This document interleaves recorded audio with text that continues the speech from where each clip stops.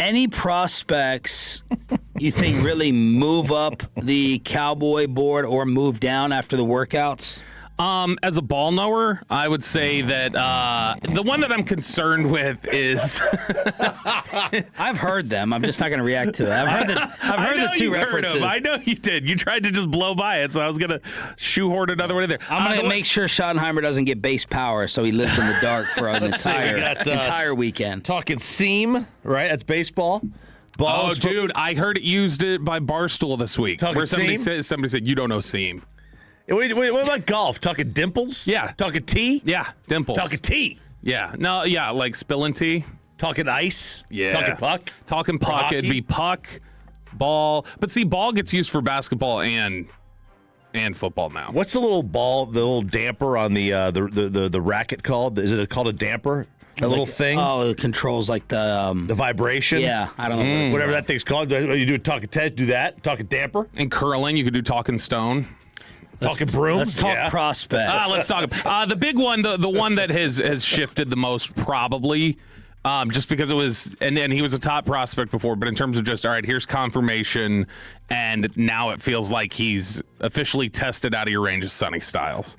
And so Sonny Styles, who's been talked about a lot with the Cowboys, you got to think, this is a guy who played his first 2 years at Ohio State as a safety and then moved to linebacker. He is a 6'4.5", 240-pound safety skill set, like he can cover, who also ran 4.45, jumped 43.5 inches, had an 11.3 broad jump.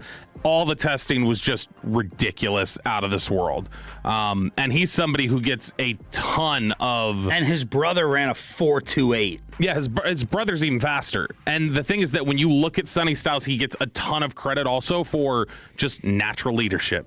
Oh, he's a natural leader, and he checks that box in a big way. He just turned 21 a couple months ago, too. So you're talking about really young, huge upside. That's why, to me, the guy that, if you want to just talk about path, trajectory, the way that he plays the position, and the way that his going from safety to linebacker and everything else, the guy that he's most similar to over the course of his career is Urlacher. And so that's going to be somebody who now I think firmly is probably inside the top 10, which sucks, is that he's kind of blown them away and confirmed everything that people kind of thought, which was that he was somebody who's going to go in the top 10. Another one that I think is important to note is, and we've talked about him a little bit, Dylan Thieneman from Oregon, who was a guy that... Brugler brought him up first. You had a lot of people who said that he was thought of as being kind of like a mid-second round guy. Well, he started kind of picking up a little bit more momentum, and people are like, all right, well, could he be early second? Could he sneak into the late first?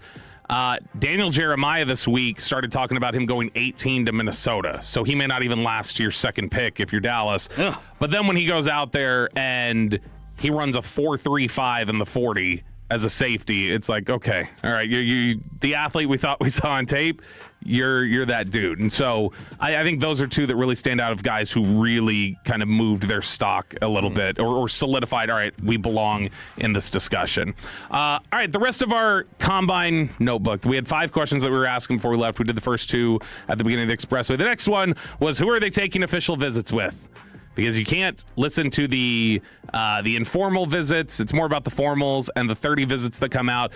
Hasn't been a lot of chatter yet about 30 visits, national visits that the Cowboys are taking. So the only thing you have is formals. And did we learn the answer to that? And the answer is no, we didn't.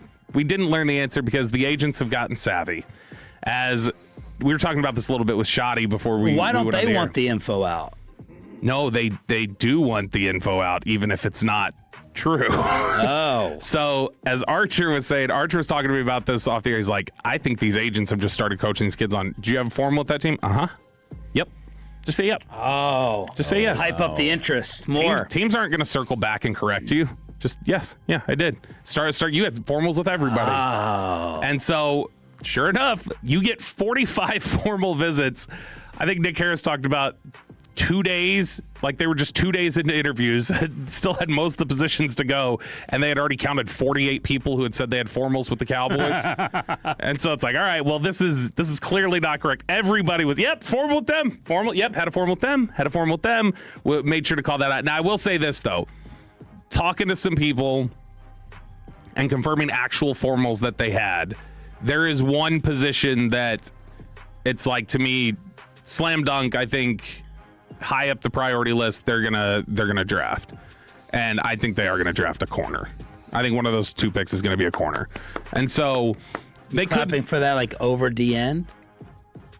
Or I should clarify too. Or are you just clapping because it's a desperate position of need? Well, it's a desperate position of need. You're not rooting for corner over. I would take corner with honestly. I mean, if it's available, I could use it on both my picks. If they draft a safety with one of those 2 picks, I think it's still going to be a corner type player. So it's going to be Downs from Ohio State or Dylan Thieneman from Oregon. It's somebody they plan on playing inside at the nickel as well. And so, I mean, we heard Christian Parker talk last week about the nickel position and how, hey, that used to be kind of the misfit position. Now that's your 12th starter, basically. And it's become a key piece of what we want to do. But I don't know whether this is... Would you not take a corner at 12? Yeah, I would. I just didn't know if you were set on, you've made up your mind on corner over DN. I think corner's a more pressing need for this team. No press corner.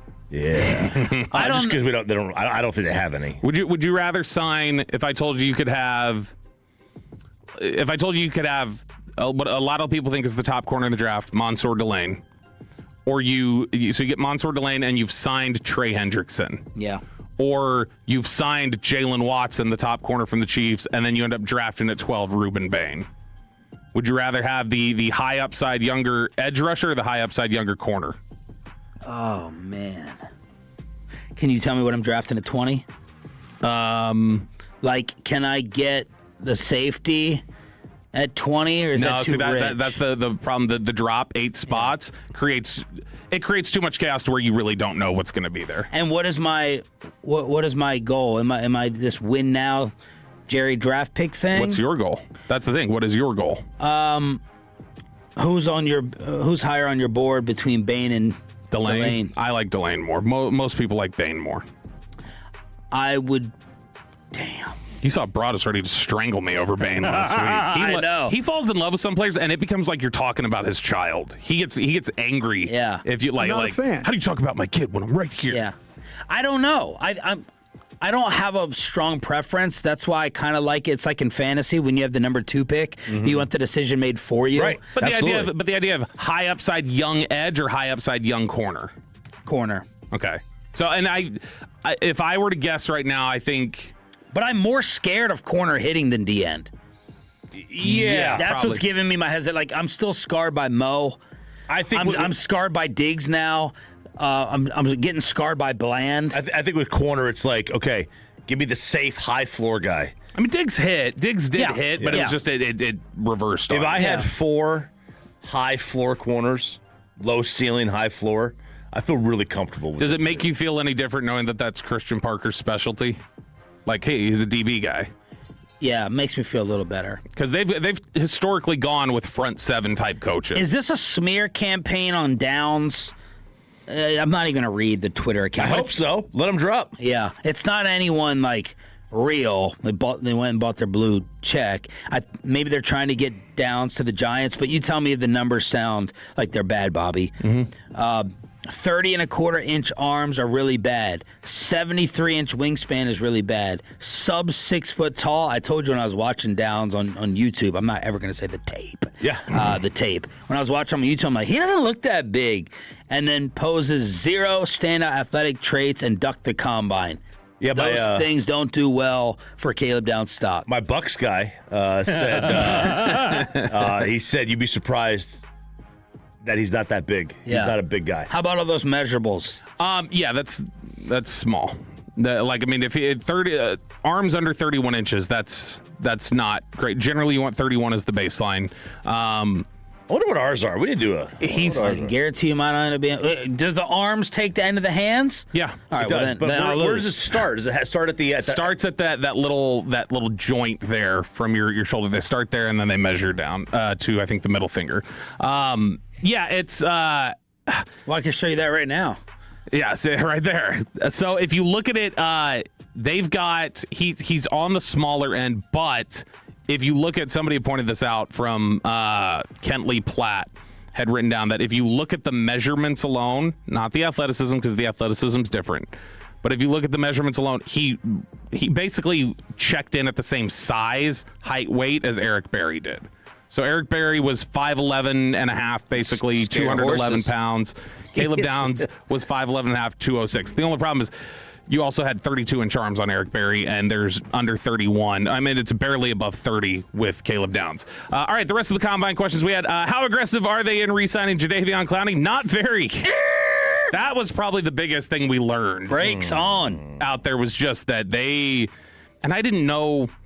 I didn't want to scare him off, but that was one of the things that I was wondering if, like, should we even mention Clowney to Parker? Yeah, we screwed that up. I thought about that this weekend. That's my big regret. The only thing is that, like, we should have just flat out said, is Clowney a fit for your defense? He was just rolling with Broadus, and we were trying to get his personality out there.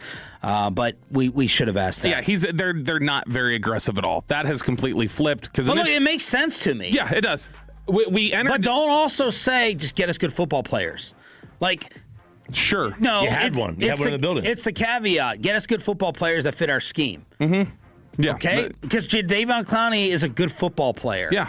And he, right now, is your best defensive end. And their little, like, technicality to probably work around on that is like, yeah, but he's not good in coverage, so he's not a good football player based on what I think good football players look like. Yeah, but then Schottenheimer goes to the podium and goes, if they're good enough, you're not dropping them back in coverage that often. Yeah. You know what I mean? You want them to play forward. Yeah, that's the whole idea of it. So that is clearly, I would say, like that T.J. Watt, Micah Parsons here with Christian Parker is what? Like, give me a great defensive end in the league. Like, Myles Garrett, we evaluating how much he's going to drop. Right, yeah. Now obviously, Clowney is not Garrett, but...